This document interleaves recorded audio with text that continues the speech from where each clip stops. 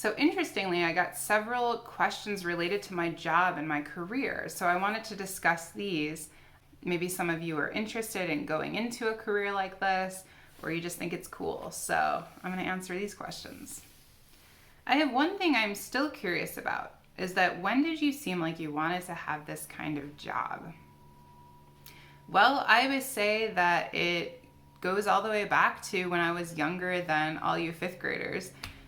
When I was in first grade, we did a unit in my school for a while throughout the year about the environment and about recycling and about pollution and about destruction of our ozone layer, because in the early 90s that was a huge problem that we have since made a lot better, thank goodness. So we were doing a school concert. We sang songs in music class about it and prepared for this concert. And I actually got my family to start recycling when I was about 6 years old. So that was really a big deal to me. And I really was passionate about wanting to save the planet, wanting to make a difference and help the earth. So that's what got me going.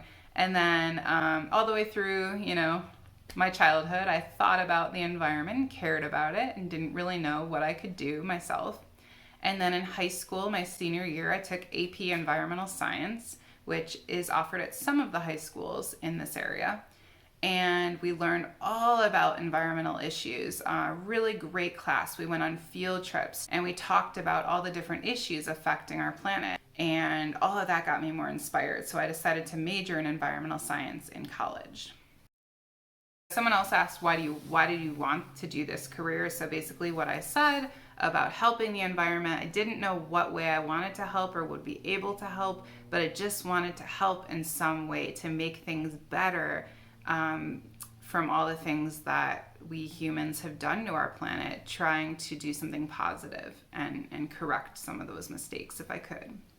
And in just kind of a more personal, fun way, I wanted to be outside. I wanted a job that would force me to be outside and force me to be active, because I want to do those things. I just kind of get lazy and sit inside too much sometimes. Then a follow-up to those was a question, what did you have to do to get where you are now? So that's a good question.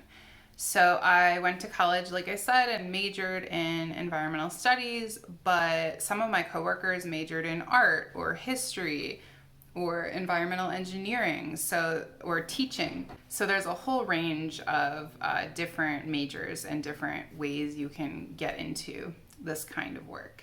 After I got out of college, I did a lot of internships, and that was the best. So I recommend doing internships or getting involved in environmental groups. Even before that, in middle school, volunteering in an animal shelter if you can, a wildlife rehab center, or in high school, getting on a trail crew, on spring break. Those are really great ways to kind of get ideas about what you might want to do with the environmental field.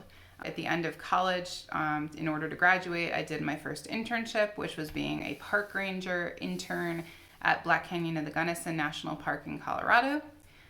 From there, I went off to Cape Cod, Massachusetts on the East Coast, and I was doing amphibian and reptile research. Then I went to Missouri and studied amphibians and reptiles and did wildlife research there in the Ozark Mountains in the woods. I went to Arizona. I lived in Flagstaff, but then we'd drive out to Southern California and study bighorn sheep and look for signs of sheep in the desert. And then after that, I flew down to South Padre Island, Texas, and worked at a sea turtle rehab center, working with injured turtles and looking for wild turtles and nests of turtles on the beach. Then went out to Utah to look for tortoises in the desert. From there, I went to graduate school for a year in biology. And then I went off to Maine, Acadia National Park on the coast of Maine in the Northeast. And up there, I started doing environmental education, like you see me doing now. So I was doing school group tours in the national park and going to classes. And then I went back to Acadia. I became a park ranger, where I got to actually wear the flat hat and be an official ranger, what you would picture. I went to another environmental education center, a 4-H camp, called Tanglewood. I went overseas to Borneo and I studied frogs. I volunteered with that for a month in the rainforest. And then I came back to Maine, and then finally I got this job with Sandia Mountain Natural History Center in the state of New Mexico. So that's what brought me here, and I've been here about 6 years, just over 6 years now. It really does take a lot to get a permanent job a lot of times in the environmental field. So it's very fun. It allows you to see a lot of places and explore very different ecosystems and have all kinds of work to do. It's very cool, but it's also not stable. So if you want to work in one area, it can be a lot harder to find work. And also doing a lot of unpaid or jobs that are just a small stipend that they give you, or they give you free housing, which is awesome and helps a lot, but you don't really get paid much. So you have to do usually a lot of that to get to a permanent job. Last question about my job. This one made me laugh a little. So someone said, this might be a little bit rude, sorry. What is the boringest part of your job? It's okay, I don't find it rude. Some people might, but I don't mind. So I had trouble thinking of something at first, which is a good thing. I find my job usually pretty interesting. And like I said, I've done a lot of different things. During COVID, it's different because I'm working from home and I'm at a computer a lot more and I'm inside a lot more. But I've tried to get into new projects. So I guess maybe the most boring or just kind of hard and tedious is if I have to focus on reading a lot of information, long text or research papers or something. I find them interesting but hard to understand and focus on. Or I do a lot of data entry, collecting all the data from research projects that I do at the center. Sometimes I'll just have to spend hours, inputting data or making graphs or sorting the data out or making sure it's accurate. So things like that can be probably boring to a lot of people, and they can get hard and kind of tedious to me too. But at the same time, I think it's cool to then get the graph and see, what patterns.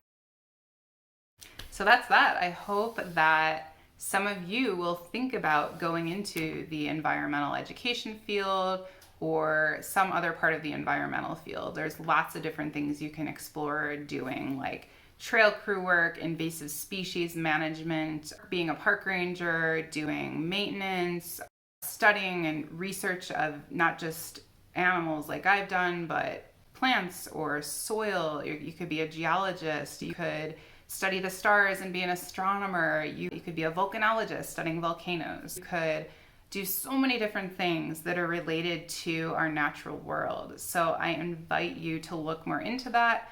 The museum that I work for, the New Mexico Museum of Natural History and Science, also has a lot of great resources on their website to explore these different areas.